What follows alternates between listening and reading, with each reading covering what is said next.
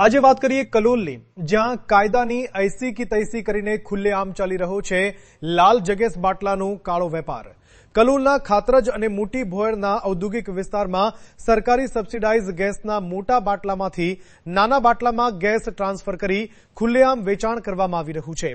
સૌથી મોટો સવાલ એ છે કે આ બધું ખુલ્લેઆમ ચાલી રહ્યું છે, છતાં જવાબદાર તંત્ર કેમ ચૂપ છે?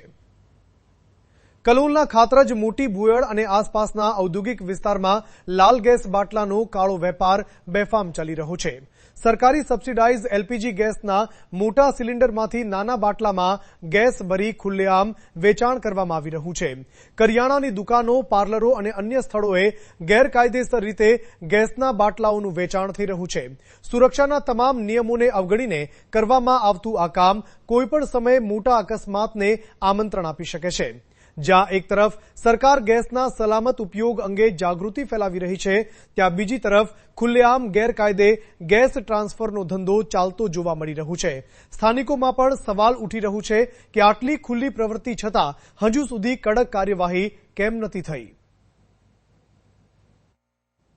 આ ગેરકાયદે ગેસના વેપાર સામે હવે જિલ્લા પુરવઠા વિભાગ, ગેસ કંપનીઓ અને સ્થાનિક તંત્ર શું પગલાં ભરે છે તેના પર સૌની નજર છે। જો સમયસર કાર્યવાહી નહીં થાય તો આ ગેરકાયદે પ્રવૃત્તિ જાહેર સુરક્ષા માટે મોટું જોખમ બની શકે છે।